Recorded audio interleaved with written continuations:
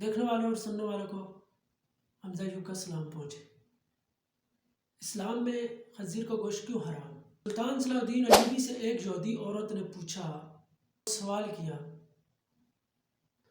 سلطان صلاح الدین ایوبی کے زمانے میں ایک یہودی عورت تھی جو اسلام پر ریسرچ کر رہی تھی۔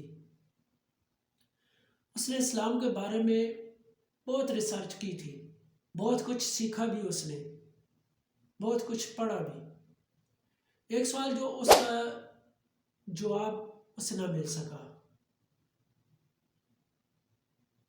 کہ اسلام میں خنزیر کا گوشت کیوں حرام ہے، اسے اس سوال کا کوئی جواب نہ دے سکا کیوں حرام ہے، اسلام میں خنزیر کے گوشت کو کیوں حرام قرار دیا ہے۔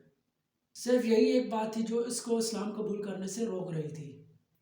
اپنے سوال کا جواب حاصل کرنے کے لیے سلطان صلاح الدین ایوبی کے دربار میں پہنچ گئی اور عرض کیا، سلطان معظم، میں نے اسلام کے بارے میں بہت کچھ پڑھا ہے اور بہت کچھ سیکھا ہے، حتیٰ کہ میں اس پر اڑی ہوئی ہوں کہ اسلام قبول کروں، لیکن اس بات کا جواب مجھے کہیں سے نہیں ملا اور مجھے اسلام قبول کرنے سے ایک چیز روک رہی ہے۔ اسلام نے جس چیز کے بارے میں کیا ہے وہاں اس کی دلیل ملی، لیکن خنزیر کا گوشت ابھی تک کوئی مضبوط دلیل نہیں ملی۔ میں نے بائبل کو پڑھا ہے تو بائبل میں بھی خنزیر کا گوشت کھانے سے منع نہیں کیا گیا، لیکن اسلام میں خنزیر کا گوشت کیوں منع کیا گیا؟ اس گوشت میں ایسی کیا خرابی ہے جو اسلام اس کو کھانے سے منع کرتا ہے؟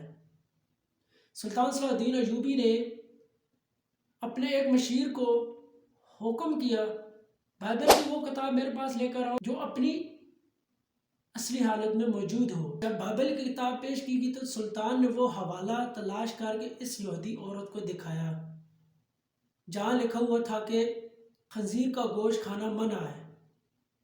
خاتون نے حیران ہو کر کہا، یہ کیا بات ہوئی، میرے پاس جو کتاب ہے اس میں لکھا ہوا ہے خنزیر کا گوشت کھانا منع نہیں ہے۔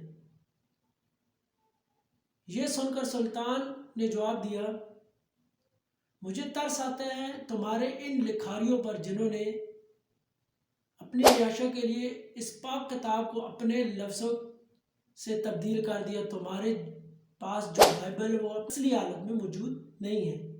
ابھی تو میں نے صرف ایک کتاب ثابت کی ہے کہ خنزیر کا گوشت کھانا منع ہے، اب میں اسے سائنسی لحاظ سے بھی ثابت کروں گا۔ پھر سلطان نے اس عورت سے کہا کہ کل صبح خنزیر کا گوشت پکا کر میرے دربار میں حاضر ہونا۔ خنزیر کا پکا ہوا گوشت سلطان کی خدمت میں پیش کر دیا۔ سلطان نے اس کو قرابت کی نظر سے دیکھا۔ سلطان نے اس کو قرابت سے دیکھتے ہوئے کہا، اب اس کی بوٹی کے 2 حصے کرو۔ خاتون نے جب چھری سے بوٹی کے 2 حصے کیے تو درمیان میں سے گوشت کچا تھا۔ سلطان نے اس خاتون سے کہا کہ کیا تم نے اسے اچھی طرح پکایا یا نہیں؟ اس عورت نے جواب دیا، سلطان معظم، میں نے اسے اچھی طرح پکایا ہے۔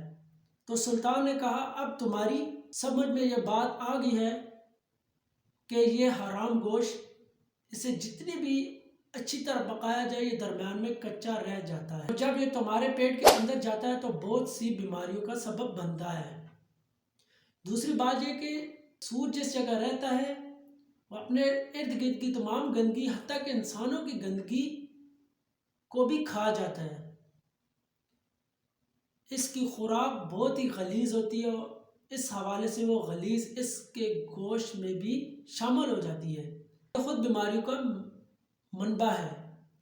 تیسری بات کہ جب سور کی مادہ کسی دوسرے سور کے ساتھ تعلق قائم کرتی ہے تو یہ اسے دیکھ کر خوش ہوتا ہے اور فخر محسوس کرتا ہے، اور یہ بے غیرتی کی صلاحیت اس کے گوشت میں بھی پائی جاتی ہے، اور اس کا گوشت کھانے والا بھی انہی صفات کا حامل ہوتا ہے کہ اپنی عورت کو دوسرے کے حوالے کر کے خوش ہوتا ہے اور فخر محسوس کرتا ہے۔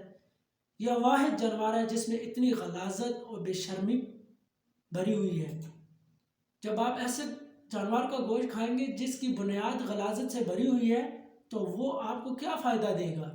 یہ بات سن کر وہ یہودی عورت سلطان صلاح الدین ایوبی کے سامنے جھک گئی اور کہا کہ سلطان معظم، اب آپ ہی مجھے کلمہ پڑھائیں۔ سلطان صلاح الدین ایوبی نے اس عورت کو کلمہ پڑھایا اور تمام دربار اللہ اکبر کے بلند نعروں سے گونج اٹھا۔ سبحان اللہ۔ اور میرے اللہ کی شان دیکھے کہ ہمیں اسلام ملا ہے۔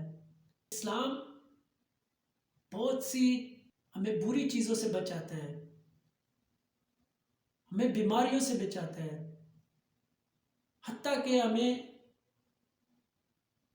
جو آج تک سائنس ریسرچ کر چکی ہے وہ اسلام ہمیں 100 سال پہلے بتا چکا ہے ان چیزوں کے بارے میں۔ Signing off.